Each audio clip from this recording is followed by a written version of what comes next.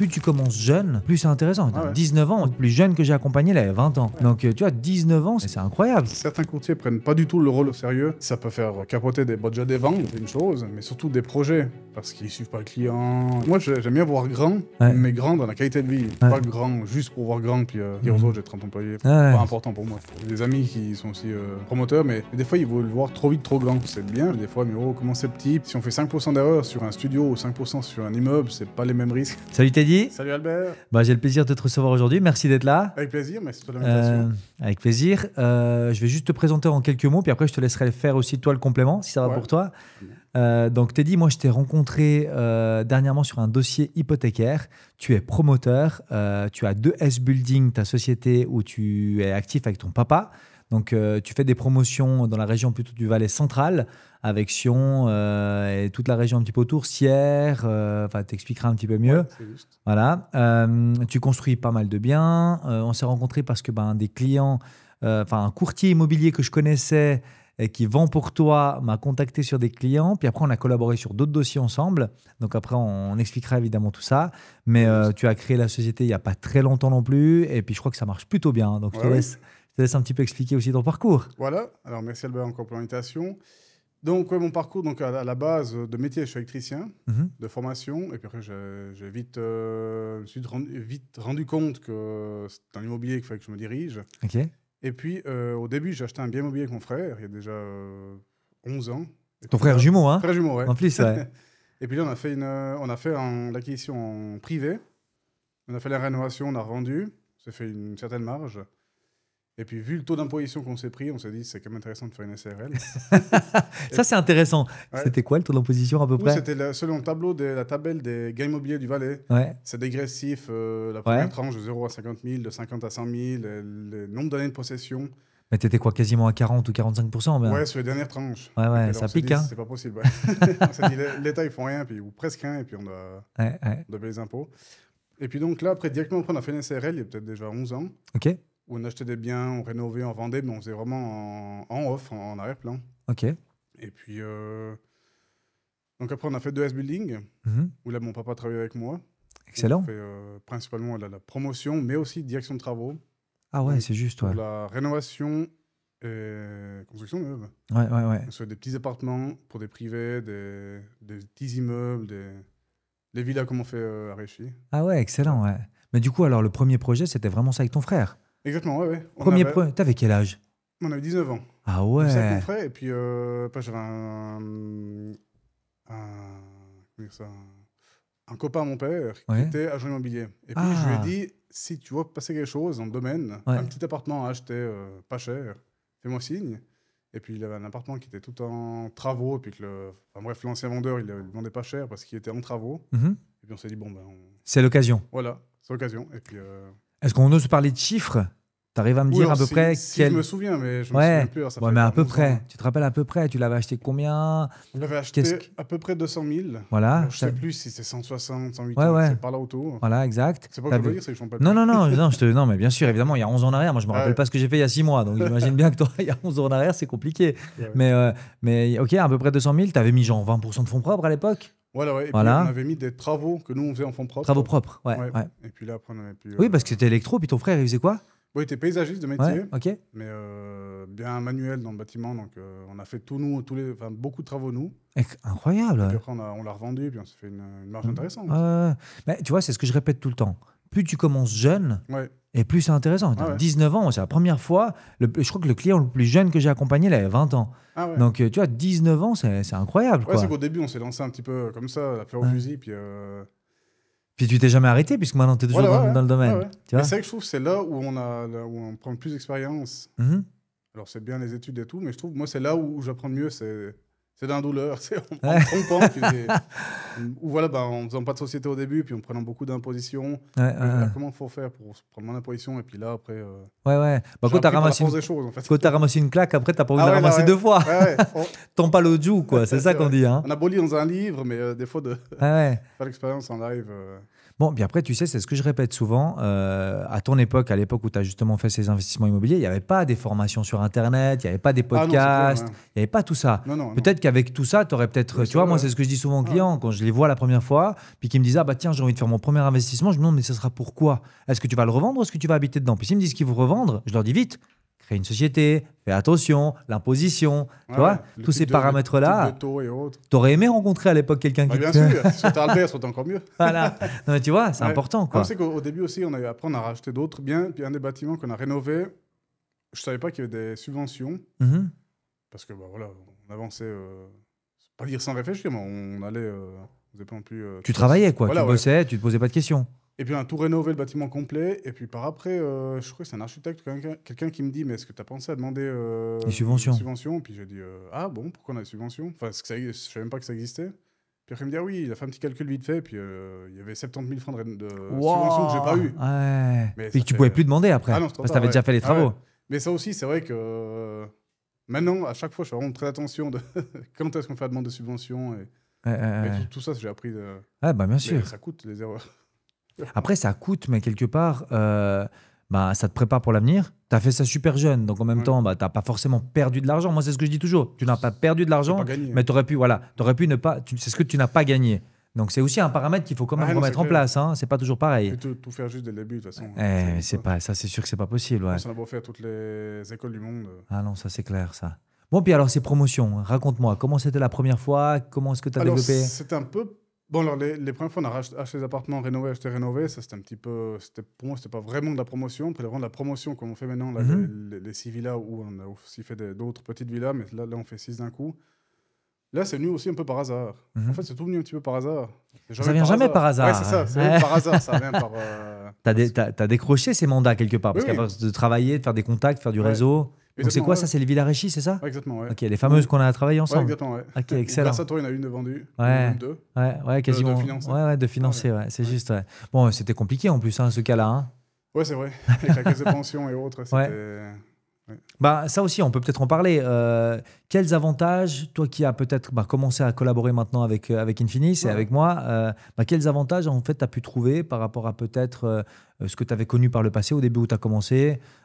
Comment est-ce que tu as senti la chose en fait? Alors, je trouve que t'as un réel support et puis une aide, une aide précieuse. C'est pas juste, c'est un élément important du roi, je trouve. Ouais, merci, ouais. Avec plaisir. Et puis, voilà. C'est qu'il y a certaines banques qui disent peut-être non. Ils disent non à certains clients. On l'a vu comme ça, je pense qu'on a des centaines. Exact. Et puis grâce à toi, le dossier passe, donc c'est vraiment... grâce à ça, on a concrétisé des ventes. Grâce au financement. Grâce à ton conseil, surtout. Au financement que tu arrives à avoir, que d'autres n'avaient pas. Donc, Bon, après, c'est aussi intéressant, justement, dans le dossier qu'on a eu, c'était l'after. Ça veut dire qu'on a fait le dossier, on a été chez le notaire, et puis quand on a voulu retirer les avoirs de prévoyance, la caisse de pension du client qui voulait acheter, elle nous a dit non, on ne retire pas. Tu te rappelles, on a stressé là. Hein. Oui, c'est vrai que je me suis dit, non, mais c'est pas possible. Je fais pas tous les cas d'école, je les ai eus. Ça, moi, c'était la première fois que ça m'arrive aussi, tu vois. Je me dis, mais il faut que ça tombe sur moi. Oui, exact. Alors, juste pour l'explication, du coup, comme ça peut être assez intéressant pour les futurs. On avait reçu donc la cliente, parce que nous, on s'occupe de tout. On fait les retraits EPL, t'avais même vu, on a fait les retraits du deuxième pilier, etc. Puis quand on a transmis à la caisse de pension, on a eu la grande surprise que la caisse de pension réponde à la cliente avec une lettre en recommandé en disant « Merci d'avoir fait la demande de retrait, mais nous disons non, nous ne sommes pas d'accord tant que la maison n'est pas construite. » Puis nous, chez le notaire, on avait signé avec des ventes par acompte, puisque quand tous les promoteurs font ça aujourd'hui. Hein. Après, à la mise d'Adal, tu t'as payé un certain montant, etc. Et puis, il faut savoir que les premiers fonds qui sortent, c'est les fonds du client, les fonds propres. Et puis, ceux-là, on ne pouvait plus les sortir. Donc, du coup, l'assistante du notaire a été incroyable, le notaire a été incroyable aussi. Non, c'est vrai, Parce qu'on a réussi justement, grâce à nos connaissances juridiques, justement pouvoir mettre en porte-à-faux la caisse de pension en leur disant que c'était illégal, parce que légalement en Suisse, tu es obligé d'accorder le retrait EPL à ton client. Et en plus, eux, ils avaient un truc qui était spécial, la caisse de pension, c'est qu'ils avaient donné un formulaire légal où tu pouvais voir que le retrait était autorisé. Puis dans leur lettre à eux, qui est totalement interne, où ils disaient non, c'est pas possible. Ouais, c'est incroyable ça.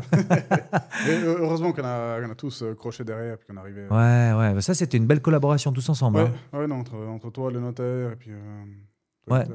Et puis du coup, alors c'est Villaréchy, donc tu fais la promotion, ça a démarré? Ouais, on est en train de construire, on a vendu 4 sur 6. Magnifique. On commence maintenant à faire le radier, enfin les maçons font les radiers, sinon on fait vraiment que direction de travaux, l'entreprise générale, la gestion de tout ça. Ouais. Donc tu fais quoi? La séance de chantier, tu fais la totale, quoi? Séance de chantier, totale, la tableau de soumission, la réunion des offres. Comment tu choisis les entreprises? C'est toujours les mêmes? On essaye dans le plus possible, ouais. Okay. Après, c'est qu'avec l'expérience, on sait avec qui on travaille travaille plus. Et puis, certains codes métiers, c'est plus pour des gros boulots, des gros mandats, d'autres pour les plus petits mandats. Comme là, maintenant, on est en train de faire un centre médical qui fait 800 mètres carrés. Wow. Et puis, on sait que pour ce genre de travail, on ne va pas travailler avec, pour dire n'importe quoi, un carreleur qui est seul ou un peintre, parce qu'il y a quand même une grande surface. Alors, on sait que si lui est malade ou s'il se blesse, il ne pourra plus assumer le chantier. Mais c'est pour une toute petite rénovation, ça, par exemple, on peut... Ouais, vous prenez ça plutôt. Donc ouais, c'est selon les chantiers. Ouais. Et puis, souvent, ce que je dis aussi à mes clients, c'est l'importance du promoteur. La qualité déjà, ça veut dire que vous mettez dans le descriptif de construction, arrête-moi si je me trompe, mais en général, c'est là où on doit absolument faire attention à certains détails. Hein. Ah, bien sûr, ouais, juste par rapport au prix des matériaux. Comment c'est construit aussi. Nous, on essaie de faire le maximum en béton brique traditionnel. Ouais, justement. Il y a plein de systèmes qu'il y a ici, c'est sûr. Mais... Ouais. Bon, vous essayez vraiment de faire de la qualité, quoi. Ouais, bien sûr, ouais. Après, par rapport au projet en lui-même, si tu arrives à expliquer un petit peu avec l'architecte, comment vous voyez, comment est-ce que vous développez, avec la commune, est-ce que vous avez des fois des difficultés avec les cantons, les communes, etc. Comment ça se passe? Nous, en général, on travaille quasiment tout le temps avec le même architecte. On peut presque dire qu'on est partenaire, mais on travaille aussi avec d'autres. Et puis, c'est eux qui nous font toutes les mises à l'enquête, les plans de mise à l'enquête. Bon, déjà, tout au début, on fait l'étude de faisabilité. D'accord. Comme ça, on regarde déjà qu'est-ce qui est faisable. Après, on a d'autres terrains sur la commune de Sion où on est vraiment en train de faire ça. Puis, on a une séance avec la commune de Sion là, dans 2 semaines. 3 semaines. Cool. Où là, on regarde l'étude de faisabilité. Donc, qu'est-ce qu'on peut faire dessus? Combien par rapport au règlement, la hauteur, si une zone boisée, puis les distances aux limites et tout ça. Et d'une fois qu'on a le préavis communal... On a aussi un autre projet à Saillon où on a le préavis communal. Et puis, quand on a ça, après, on essaie de bloquer le terrain. Ou des fois, on bloque le terrain avant. Ça dépend si on fait des droits d'option. Il y a plein de façons de faire. OK. Le droit d'option, si on peut faire juste une petite parenthèse dessus, tu expliques un petit peu en quelques termes ce que c'est? Le droit d'option, ça, on l'a fait comme plusieurs fois. On signe chez le notaire avec le client. D'accord. On définit d'une durée, par exemple 1 année ou 2 ans. Plus c'est long, mieux c'est. Donc, par exemple, 2 ans. Et puis, dans ces 2 ans-là, nous, on a le droit d'acheter. Donc, vous êtes quelque part, il est obligé de vous vendre. Voilà. Au prix qu'on a défini. Et puis lui, par contre, il ne peut pas vendre à quelqu'un d'autre. Ça nous permet de bloquer le terrain. Après, est-ce qu'il y a des acomptes versés ou pas? Ça, c'est juste de la négociation. Et à la fin des 2 ans, ça, c'est tout défini chez le notaire. Qu'est-ce qu'on fait? Soit on achète ou soit on n'achète pas. Et puis, c'est là que nous, on a le temps de développer pendant ces 1 année ou 2. Développer le projet, le vendre sur plan, etc. Ou alors, ce qu'on fait aussi pour d'autres terrains, on achète conditionné à l'obtention de permis de construire. Ouais. Parce que maintenant, ça se fait quasiment plus d'acheter sans permis de construire. Oui. On a vendu le terrain il n'y a pas longtemps, mais c'était bien placé. OK. Sans permis de construire, paiement cash à la signature. Ah ouais, ça c'est pas mal ça, mais c'est rare. Ouais, c'est vrai que c'est un peu un coup de bol. Et puis quelqu'un qui avait l'argent sur le moment. Ouais, parce qu'en plus, vendre... Alors, je sais pas si ça vous est déjà arrivé, mais est-ce que vous avez déjà vendu, par exemple, des promotions à des personnes qui n'ont pas eu besoin de banque? Le terrain en question, oui, il n'a pas eu besoin de banque. Le terrain, mais sinon le reste. Sinon, quasiment tout le temps, Ouais, tu as besoin de chaque fois. De toute façon, en plus, c'est conseillé tout quand même. Financièrement, c'est même presque plus intéressant. Ouais. Non, c'est clair. Donc voilà, puis comme on travaille avec les architectes, alors on va tout le temps en collaboration, on va tous les jours, on reçoit une dizaine de mails presque. En fait, sur tout le projet. Toi, tu es vraiment, comme moi je suis entre l'acheteur et la banque, toi tu es vraiment entre l'architecte, les communes, les futurs acheteurs, et puis c'est toi qui fais un peu la pierre angulaire, quoi, si on veut. Le chef d'orchestre, si on veut bien, et puis, puis on choisit certains musiciens, et puis... c'est ça. Parfois, justement, aussi, les musiciens sont déjà présents. Par exemple, les corps de métier où on travaille en partenariat, en sous-traitance, partenariat pour des architectes ou pour des promoteurs. OK. Où ils veulent qu'on travaille avec telle entreprise ou pour des clients privés qui veulent construire leur maison, puis ils disent, moi, je veux travailler avec mon carreleur. Nous, pas de problème, on gère avec eux les corps de métier. Ouais, quand vous faites la DT, en fait. Ouais, exactement. Ouais. Ouais, la direction de travaux, la DT. Direction de travaux, ouais. Voilà, exact. Ouais. Ah, vous avez vraiment toutes les cordes à votre arc, quoi, Ouais, en fait. Ok. Ouais, c'est super intéressant, ça. Sauf le conseil financier, ça, on fait totale confiance à une finisse. Bon, ça, c'est bien, ça. Merci de le placer, c'est bien. Non, c'est vraiment important, c'est vrai que ça... Ouais. On a bien vu la différence. Sur plusieurs dossiers...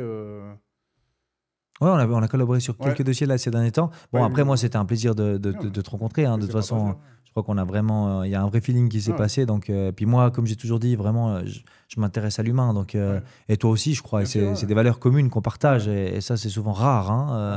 Tu peux collaborer avec des personnes. Moi, je dis toujours dans les banques, par exemple, j'ai plein de banques avec lesquelles je bosse. Bah, les conseillers avec lesquels je bosse dedans, c'est pas forcément mes amis. C'est des gens super intéressants, super cool. Mais voilà. Mais quand tu peux en plus partager des moments off et puis des moments d'apéro, des moments de fête ou des autres moments, des fois, c'est un petit plus, quoi. Et ça fait souvent même encore des plus belles affaires. Et les clients sont encore mieux lotis. Oui, donc, tout le monde est gagnant si on s'entend bien, en fin de compte. Hein. Bien sûr, on peut dire ce qu'on veut. Hein. Que toujours derrière un écran, relation humaine, c'est comme... Ah, mais c'est le mieux. Bah, toi, tu es un peu plus sur le terrain aussi. Hein. Oui, c'est vrai que des fois, on règle quand même beaucoup plus de problèmes en se parlant. Ouais. Des fois, par mail, c'est là où j'essaie de ne pas trop rentrer en conflit par mail. Parce qu'il y a beaucoup des fois de malentendus, où il y a l'intonation ou les gestes que les gens ne comprennent pas. Enfin, la façon de dire, alors qu'on ne voulait pas dire ça. Puis... Ça, c'est toujours embêtant. Ces mails à rallonge. Ouais, ça c'est vrai. Mais moi aussi, j'essaie de faire attention à ça. Parce que c'est vite mal interprété, en fait. Ouais, puis c'est une prise de tête. Et puis, puis celui qui ne comprend pas et l'autre, on répond qui ne comprend encore pas. Puis en final... Bon, puis t'as bien tiré du père aussi, parce que ton père aussi, c'est une belle figure. Oui, oui. Lui aussi, il adore les gens, il adore. Il est très proche aussi. Hein. Oui, oui. Il a un grand réseau aussi, j'ai l'impression. Oui, oui. Ça aide. Le côté humain, c'est important. Il faut le mettre en avant. Hein. Ouais, ça, c'est clair. Les gens, et puis, trouver des solutions, plus que toujours. Trouver des problèmes, plutôt trouver des solutions. Bon, on a parlé solutions, on a parlé de plein de choses intéressantes. Je vais quand même te poser une question, Teddy. Les mauvais côtés du job. Il y en a quand même quelques-uns. Ah oui, comme partout. Ouais. Tu as des anecdotes à nous raconter, j'en sais rien, un truc qui s'est passé où tu te dis ah putain, mais pourquoi j'ai fait ça? Par où commencer? J'en ai tellement eu. C'est pas mal, ouais. Non, comme je t'ai dit déjà avant, les subventions que je loupais, bon, ça c'est une chose. Ouais, des côtés vraiment. Bon, il y a certains mandats, on s'est dit qu'on aurait mieux fait de ne pas prendre. Ah ouais. Mais pourquoi? Parce que c'était trop cher? Parce que du coup, les gens étaient trop embêtants? Ouais, c'est plutôt des fois les gens embêtants parce que même longueur d'onde. Ouais. Après, des fois, voilà, après, nous, ce qu'on fait en tout cas, c'est quand on prend quelque chose, même qu'on se dit on n'aurait pas dû le prendre ou on assume jusqu'à la fin. Ah, ça c'est bien. Même que si des fois on a peut-être pas assez calculé juste l'offre ou autre, on assume quand même. Vous allez au bout du projet, quoi. On quitte pas le navire si le navire prend un peu l'eau, justement. Ça, c'est important. On vide l'eau du navire pour aider à se bout après. Ouais, c'est bien ça. Mais ça, c'est important. Ça, c'est très rare aussi. Puis j'ai aussi l'impression que c'est un monde de requins dans lequel t'es, non? Ah oui, non, c'est clair. Ouais, alors, parce que quand t'es sur un terrain, je pense qu'il y a 18 vautours autour. Ouais, alors le plus compliqué, c'est ça, ouais. Et puis je trouve que ce sont les clients qui parfois croient des fois à juste titre que leur terrain valent de l'or. Ah ouais. Parce qu'ils entendent partout que, bon, c'est ce qui est vrai, les terrains sont de plus en plus rares, mais il y en a quand même toujours assez si on sait chercher. Mais c'est là que je trouve des fois les clients, ils sont peut-être des fois un peu trop exigeants. Ouais. Ils veulent monts et merveilles. Et puis, Comment tu fais justement à valoriser toi un bien? Comment tu valorises ça? Tu arrives à faire les estimations toi-même? Tu demandes à quelqu'un qui fait les estimations? Un bien qui est déjà existant ou un terrain? Les deux. Le terrain, c'est le prix, c'est le propriétaire qui le fixe un peu, quoi, en général. Ouais, en général, oui. C'est vrai qu'on a beau faire toutes les études qu'on veut, mais au final, c'est le propriétaire qui... Puis tu as un prix au mètre carré, l'offre et la demande, quoi. Voilà, ouais. Puis nous, on sait jusqu'à où on peut aller, c'est qu'on fait les calculs de rentabilité. On se dit, voilà, par rapport à la zone, on peut faire 4 appartements, 3 villas, enfin bref. Ouais. Puis par rapport à ça, on peut vendre tant, on construit pour tant, il faut qu'on ait tant de marge. Puis ce qui reste, ce sera le terrain. Ouais. Puis si ça tombe dedans, c'est bon. Puis si c'est trop, c'est là qu'on... Ouais, c'est là que tu te dis que ça ne sert à rien de rentrer, quoi. Ouais, des fois, il y a des projets où... tu t'es retiré parce que tu as vu que c'était pas réalisable, quoi. Ou trop de conditions de paiement sans permis de construire. Et puis sur un terrain où on n'a pas été, où ils voulaient le permis... paiement sans obtention du permis. Sans obtention de permis. Et puis on pouvait faire 3 niveaux. Puis il a dit non, moi je veux que 2 niveaux. Donc ils voulaient le... Ah, mais la crémière, et puis... mais il vendra jamais s'il veut comme ça. Ah, mais on remet à quelqu'un. Ouais, c'est ça. Au moins, ce sera pas nous. Puis... Ouais. Non, mais après, moi, c'est ce que je dis toujours, en fait. Ce qu'il ne faut pas oublier, ce qu'il ne faut surtout pas négliger, c'est que lorsque tu achètes avec un promoteur, le promoteur prend le mandat en entreprise générale. Mais réellement, il sous-traite à des entreprises. Le maçon, le carreleur, etc. Si le promoteur est véreux, si le promoteur n'est pas correct et malhonnête, il ne paye pas ces gens-là. Ces gens-là peuvent se retourner contre l'acheteur. Ah bah oui. Parce que l'acheteur qui a acheté dans la promotion, c'est lui qui est propriétaire du futur bien. Ouais. Donc lui, il va se faire attaquer par une hypothèque légale. Je rappelle quand même, une hypothèque légale, c'est quand même assez grave. Une hypothèque légale, je crois que ça s'appelle des artisans et des entrepreneurs, c'est ça, hein.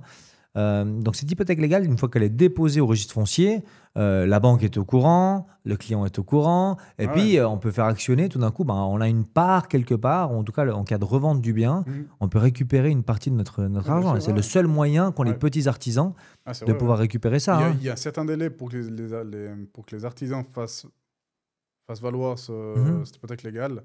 Je suis plus sûr des délais, mais c'est assez rapide. C'est 4 mois, je crois. Hein. Je crois que c'est 4 mois. Ouais, 4 mois dès la fin du... Ouais, c'est ça, ouais. Il me semble que légalement, c'est ça. Donc c'est vrai qu'il faut... Eux, il faut aussi qu'ils activent vite ce levier s'ils veulent le faire. Ouais, non. Et c'est souvent ça qu'il faut faire attention, quoi.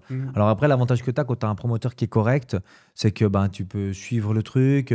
Puis souvent, le notaire, il te met aussi en garde. Moi, je me rappelle, ça m'avait impressionné quand je suis venu justement finaliser le premier acte qu'on a fait ensemble, où tu avais choisi un notaire qui était le meilleur de la place, quasiment, meilleur de la ville de Sion. Puis Sion, c'est pas une petite ville. Hein. Et puis lui, il m'avait dit tout de suite, il avait dit non, là, c'est... parce que le promoteur part toujours, et puis moi, je reste avec le client pour faire les retraits EPL. Et puis, je vous connaissais pas forcément. Et puis, quand on avait échangé 2-3 mots, il m'avait dit non, mais là, vous avez quelqu'un de costaud. Et de bien, et ça fait toute la différence aussi. Les notaires, ils connaissent quand même les gens en place, et puis... Ils sont de bons conseils en général. Oui, c'est vrai, bon, après, si on parle un petit peu, si tu es d'accord, de ta vie privée, comment tu fais? Parce que je crois que tu es papa aussi. Hein, non. Ah, pas encore, non, pardon. Pas encore. Non, pas encore, mais je veux dire, tu es marié, donc tu partages quand même ta vie. Comment c'est difficile de pouvoir justement allier les deux? Comment tu fais ça? Alors c'est que c'est toujours compliqué entre les... On essaie toujours de trouver l'équilibre parfait, mais en fait, je pense que l'équilibre parfait, ça n'existe pas. Non, ça n'existe pas, non. Mais c'est que c'est pas évident entre les humeurs, des fois, de la journée, on est stressé ou plein de points pesants, puis on arrive à la maison, puis des fois, moi, j'essaie toujours de faire la part des choses, mais c'est vrai qu'avec l'expérience, maintenant, c'est vrai que j'arrive à prendre du recul. Surtout, ça prend du recul. Comment tu fais? Comment tu fais pour justement... Encore une fois, c'est que la communication aussi. Les prises de tête pas possibles que j'ai eues des fois avec des artisans ou autres, n'importe qui d'autre. J'arrive à prendre le recul, puis me dire que certains petits problèmes du chantier ou autre, au vu des problèmes qu'il y a dans le monde ou de santé que certaines personnes ont, au final, c'est petit, quoi. C'est un problème à régler, puis on trouve une solution, c'est pas non plus vital. Et puis, donc, j'essaie beaucoup de relativiser. Puis, mais c'est vrai que des fois, c'est pas évident. Mais ta femme, elle s'y connaît un petit peu en immobilier, par exemple, ou bien? Par la force des choses, à force à force de la saoule avec ça, non, c'est bon, voilà, c'est la pro. Mais ça va, t'arrives, parce qu'on a quand même des métiers où on est souvent en train de manger avec des personnes, on est souvent en dehors des horaires, en train de bosser, etc. Ça va, elle arrive à faire après, moi, j'ai fait le choix d'être à livre ouvert avec elle, où je lui montre, tout, elle voit tout, plutôt que de cacher et puis dire... Ah, c'est bien ça, ouais. Quand ça va bien, je montre, mais quand ça va pas bien, je montre aussi. Parce que forcément que dans l'immobilier ou dans les affaires, des fois, il y a des moments plus durs que d'autres. Il y a des traversées du désert qui sont arides. Et puis, après, il y a l'oasis, c'est bon, mais... Ouais, c'est ça. Et c'est que ça, je trouve que c'est assez compliqué. C'est le plus dur que je n'avais pas imaginé dans la promotion. Surtout promotion. C'est traverser du désert du moment où on plante la graine, puis du moment où... Ouais, ça peut prendre plusieurs années, hein. Ah oui, Et disons qu'on trouve le terrain, qu'on fait la mise à l'enquête, qu'on a le permis de construire, qu'on trouve le financement, qu'on vende tout, qu'on finisse tout, et qu'on touche le bénéfice. À la fin. C'est quoi à peu près la moyenne d'année? T'as une moyenne à peu près? En tout cas, 3-4 ans. 3-4 ans. Pas avant, hein. Ouais, alors après, si c'est des projets qui sont... Des fois, ça va super bien, super vite, il y a tout qu'ils ont... Permis de construire, 4 mois, c'est là... La moitié des ventes, tac, des fois 2 ans, mais entre 2 et 4 ans, J'ai pas mal de promoteurs, justement, autour de moi, aussi des amis, qui me disent que le plus difficile aujourd'hui, c'est de discuter avec les communes. Toi, tu as pas mal d'oppositions, des choses comme ça. Alors justement, la chance qu'on a, on touche du bois, c'est qu'on n'a jamais eu. Alors, on a eu sur un projet de 2 immeubles qu'on a fait à Arba, enfin là, on en a fait le projet, on a eu le projet, où c'est 2 immeubles, et puis justement, la commune nous ont dit, faites attention... Il risque d'avoir des oppositions. Normalement, quand tu as des immeubles, des fois, c'est... Ouais, les gens n'aiment pas trop. Ouais, c'est vrai que les gens n'aiment pas trop. Et puis, on s'est dit, bon, on verra bien. En tout cas, on fait les choses dans les règles de l'art. On n'a pas fait de dérogation ou autre. Et puis, tout à coup, il y a un voisin qui m'appelle et puis il me dit, il faudrait venir... Ah, est-ce que vous pouvez m'envoyer les plans? Parce qu'on aimerait voir les plans, comment c'est. Puis moi, je dis, non, je vous envoie pas les plans. Mais par contre, ce que je vous propose, c'est que je viens avec l'architecte et puis on discute. Excellent. Comme ça, il voit qui c'est. Et justement, la relation humaine, puis c'est quelque chose à discuter, on discute les yeux dans les yeux, puis comme ça, on regarde. Des solutions, on a toujours. Si c'est un angle de fenêtre qui les gêne, et puis alors 3 cm plus bas. Et puis j'arrive, c'était chez des personnes âgées. Forcément, des fois, ils ont plus de temps que d'autres pour regarder les moins de virgule. Et puis on arrive avec l'architecte, et puis en fait, dans l'appartement, il y avait une dizaine de personnes qui nous attendaient. On était attendus au tournant. Ah ouais. Heureusement que... En fait, c'était un jugement, quoi. Ah ouais, c'était ça. On était avec l'architecte, et puis après, on a discuté, et puis...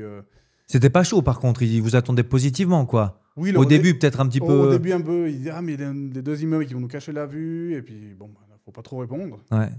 On fait au mieux, après. Ouais. Mais après, non, on a discuté entre des... Vous avez dû réadapter le projet? Non. On a juste expliqué le projet, puis ils ont vu comment on fonctionnait. Puis surtout, ils m'ont appelé, je sais plus, le jeudi soir, puis le vendredi matin, on était sur place. Ah ouais, bien. On était actifs, ça passe pas par 12 secrétaires et puis une centrale d'appel où c'est 38 mails plus tard, il n'y a personne qui leur répond, on est réactifs. Ouais, ça change tout. Hein. Toi, quoi. Ouais, ça fait toute la différence. Ouais. Ouais. Ouais, ça c'est clair. Mais du coup, alors, qu'est-ce qu'ils vous reprochaient un petit peu, à part la vue? Il y avait d'autres reproches? Des fois, les gens ont juste envie de parler, puis peut-être de voir qui c'est. Puis d'être écouté aussi. Bah oui, on a pris le temps, on les a écoutés, on a discuté avec eux, et puis ça s'est bien passé là, non? Ouais. Et puis finalement, ça s'est fait. Après, mais c'est que ce qu'on se rend compte, c'est souvent des interrogations que les gens ont. C'est pas forcément des fois qu'ils veulent faire position pour faire position, parce que ces gens-là, ma foi, s'ils sont têtus et bornés, qu'ils veulent faire position juste pour faire chier, ça, on ne peut rien y faire. Mais sinon, on va... Qu'est-ce que je veux dire? On va les accompagner, oui, quoi. On va les accompagner, et puis...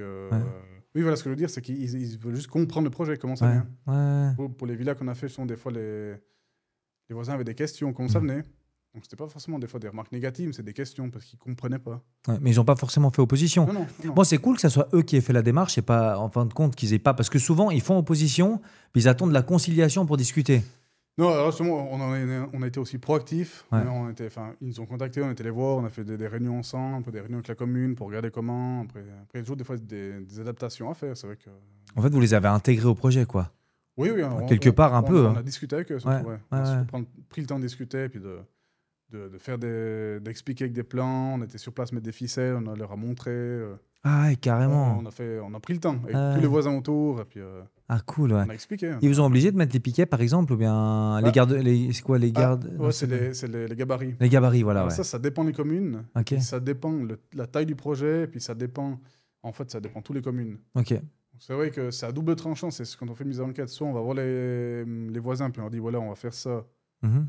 Ou alors on dit pas. Mais quand on dit pas, il y a le risque qu'ils nous appellent, puis ils nous posent la question.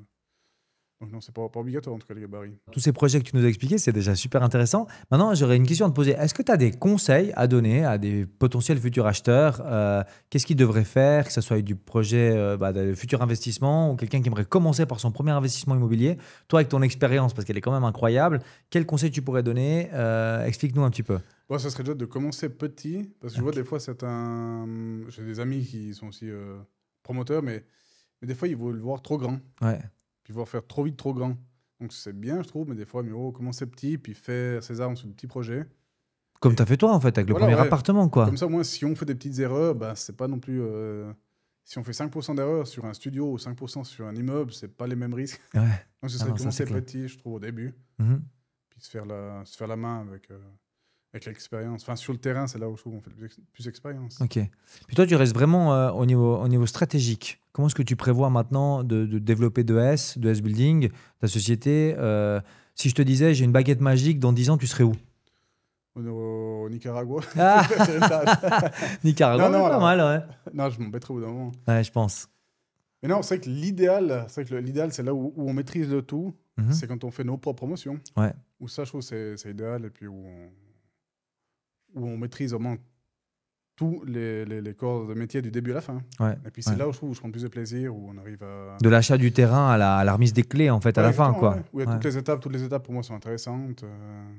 C'est justement ça, puis que nous, on travaille sur notre philosophie. Okay. Et puis qu'on ne doit pas s'adapter à la philosophie de quelqu'un qui n'a pas une autre philosophie, où nous, on veut faire bien les choses comme il faut. Donc voilà, idéalement, c'est faire ça. Ouais. Après, la direction de travaux, c'est aussi intéressant. C'est ce qu'on fait aussi maintenant pour nos clients. Donc la direction de travaux pour... Mais plutôt pour des clients privés ou quand même pour des promoteurs aussi, hein, tu m'as dit. Alors tout, ouais. Privé, là, on vient de finir un appartement pour un privé. Bon, plein de choses. Privé pour Pour des promoteurs, sociétés investisseuses. Ouais. Et puis des architectes. Ok, excellent, ouais. Donc idéalement, ce serait ça, ouais. Après, j'ai pas forcément l'envie d'avoir 20 employés. Ouais, c'est ça ma question. Ouais. Tu préfères rester là petit comme tu es là je préfère... et sous-traiter. Voilà, ouais. En tout cas, pas engager d'ouvriers pour faire les travaux, ça, non, sûr. ça d'accord, ouais. Alors, éventuellement, peut-être engager une ou deux personnes pour nous aider, ouais, c'est sûr. Mais le but, c'est pas de devenir grand. C'est de prendre du plaisir dans ce qu'on fait, ça, c'est genre l'important. Qui porte trop cette pression non plus de la course en avant, d'engager 3 personnes, 3 salaires, après 4, après 5, après il y a trop de salaires. Après, enfin, des fois, je trouve que c'est un peu un cercle vicieux. Ouais. Moi, c'est plutôt rester petit. Mais faire du bon boulot, puis prendre du plaisir surtout. Puis si je prends une fois un mois de vacances... Tu les prends, quoi. Voilà, ouais. Ça se ressent, en tout cas. Ouais. T'aimes la vie, ça, c'est bien, ouais, c'est important. comme je dis, moi, j'aime bien voir grand, mais grand dans la qualité de vie. Pas grand juste pour voir grand, puis dire aux autres, j'ai 30 employés. Moi, c'est pas important pour moi. Ouais, t'as raison. Ouais, je comprends. Puis, un conseil que tu pourrais donner maintenant à un futur acheteur. Dire, OK, maintenant tu vas investir, comment est-ce qu'on choisit son projet, comment est-ce qu'on choisit la banque, comment est-ce qu'on choisit les matériaux, ça dépend si on achète un investissement, est-ce qu'il plutôt acheter sa résidence principale, plutôt acheter un investissement, qu'est-ce que tu donnerais comme conseil? Alors, en tout premier, c'est niveau Infinis. D'accord. Ça c'est bien ça, ça me plaît ça. Non, mais dans l'idée, c'est surtout la capacité d'endettement. Ouais. Parce qu'on a fait des projets, dont un que tu es en commun dedans justement, un client je veux dire, où les choses ont été peut-être fait à l'envers, on n'est pas venu le voir au début, où on a fait le projet bouclier, on regardait tout, plus la technique, le terrain, comment on met la maison, 6 pièces, 3 pièces, garage, pas garage. Et au final, il s'avérait que c'était surtout le financement à regarder en premier, je trouve, le plus important, c'est ça. C'était pas cool dans ce projet parce que le banquier qu'ils avaient leur a promis que c'était OK. Oui, ça... Après, il y avait un autre courtier qu'on ne citera pas non plus, qui était aussi sur le projet, qui t'a dit oui, ça sera bon. Et puis aucun des deux en fait a fait son taf et puis a trouvé le financement. C'est vrai que c'était un concours circonstance de tout ce qui ne devait pas se faire, c'est fait. Ouais. Enfin, mauvais conseil ou autre. Et puis, mais au début, je trouve que c'est vraiment la capacité d'endettement qui est bien, enfin qui est importante de regarder. Le calcul du budget, le fameux truc. Ça, Et puis après, par rapport à ça, on regarde qu'est-ce qu'on peut faire. Et puis après, là, si c'est quelqu'un qui veut rénover, ce qui est important de regarder, c'est surtout l'enveloppe du bâtiment. Est-ce qu'elle est isolée, pas isolée, le chauffage, est-ce qu'il est vieux ou pas. Puis surtout, ce qui est important, c'est le fonds de rénovation si on achète dans un immeuble, un appartement, le fonds de rénovation. Parce qu'il n'y a rien dans le fonds de rénovation, puis il faut changer l'ascenseur 50 000, changer la chaudière 50 000, changer le toit, ça fait 150 000. C'est toi qui passes à la caisse. Voilà, c'est le client. Réparti au millième par les. Donc ce serait de rader un peu ces éléments-là. Et puis... tu sais que je dis souvent dans mes vidéos, là, je dis toujours en fait que le premier rendez-vous, en plus, il est gratuit chez nous, faites-le. Même si vous ne savez pas, même si vous n'avez pas forcément d'intérêt, etc., vous n'avez pas forcément envie d'être propriétaire. Enfin, oui, vous avez peut-être envie quand même, ça serait quand même bien s'ils viennent, qu'ils aient envie. Mais que vous ne savez pas si c'est possible, faites-le quand même, parce qu'on n'est pas à l'abri tant qu'on a une surprise, déjà d'aller chercher des fonds, de la donation, etc.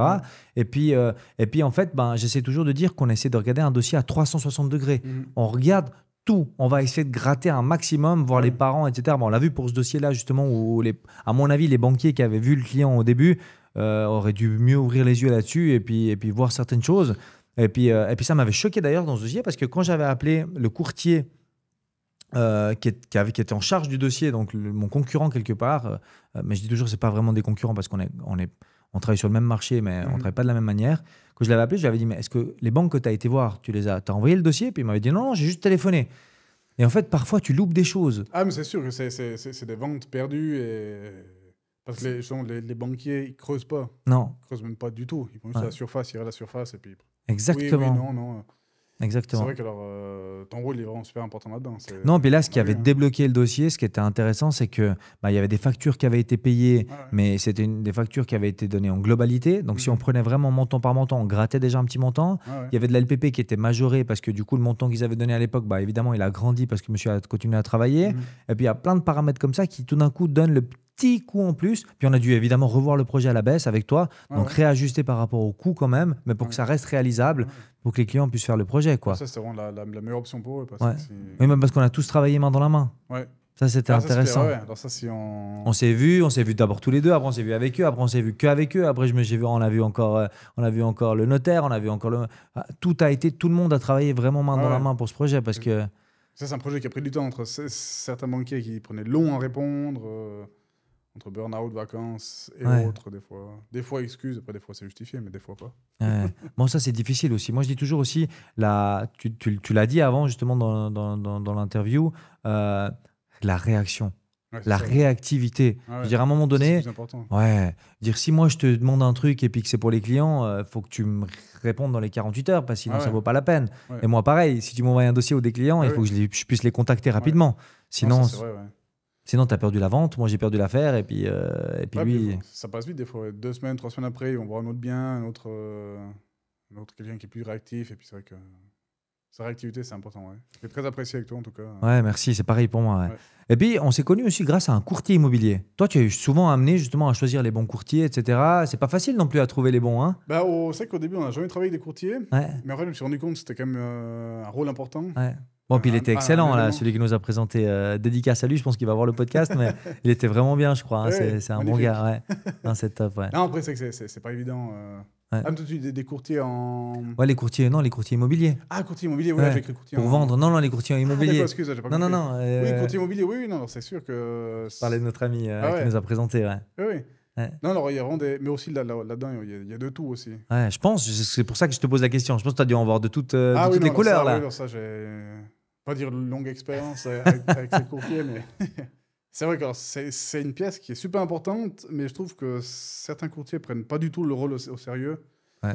Et puis ça peut faire capoter déjà des ventes, c'est une chose, mais surtout des projets, parce qu'ils suivent pas le client. Alors ça, ouais, ça c'est vrai que c'est quelque chose qui est trop. Mais je pense des fois certaines agences prennent trop. Mhm. Mais après, ce que je peux comprendre aussi, c'est qu'ils prennent trop pour arriver sur la quantité de mandats, à faire une partie des ventes, enfin à faire des ventes sur un pourcentage sur la quantité des ventes. Et là, ils s'en sortent. Mais s'ils prennent trop peu de mandats, puis ils font un petit pourcentage sur le peu de ventes qu'ils ont, mais c'est vrai que c'est quand même... c'est pas évident avec ces courtiers. Alors, il y a autant des bons que des pas bons. Ouais, bah c'est toujours pareil, hein, tu peux dire ce que tu veux, mais en fin de compte, c'est toujours pareil. Mais par contre, c'est vrai que les courtiers, là où moi, des fois, j'ai un petit peu plus de peine, c'est que ils ont envie de vendre vite. Certains, ils ont envie de vendre vite, donc du coup, ils prennent pas le temps de faire le job comme il faut. Puis par contre, certains, ils sont conscients qu'ils sont excellents dans leur branche et dans leur secteur. Je veux dire, toi, tu es dans un secteur bien spécifique où ben, la région là-bas, il faut la connaître, quoi. Je veux dire, tu peux pas commencer à être de Montreux-Lausanne puis vouloir venir faire des mandats à Sion ou dans ta région, quoi. À Réchy, je veux dire, moi, à Réchy, je savais même pas où c'était sur la carte avant que je te connaisse. Ah, c'est vrai que, bah, par exemple, à Réchy, presque le 90% des acheteurs, c'est vraiment de la zone, Sierre et alentour. Donc, c'est vrai que d'être de la zone et dans le réseau un peu par là-haut, ça aide. Enfin, ça fait la différence. De chaque région, oui. Bon, du coup, Teddy, on arrive un petit peu au bout de ce podcast. Est-ce qu'il y a encore des choses que tu voulais peut-être ajouter ou est-ce qu'il y avait des choses qu'on... Non, je crois que c'était pas mal. Hein, un plaisir de collaborer avec toi. Moi aussi, plaisir partagé. J'espère aussi. J'espère. Bah, ça vient de commencer il n'y a pas très longtemps. Ah oui, c'est vrai. Donc, on peut que continuer sur le bon chemin, quoi. En tout cas, moi aussi, c'est un plaisir de t'avoir reçu aujourd'hui. Je pense qu'on fera encore plein d'affaires ensemble. Et puis, je te dis merci. Merci à je toi. te souhaite bon courage pour la suite. De toute façon, on va se revoir. À toi aussi. Ciao, mon pote. Merci. Ciao.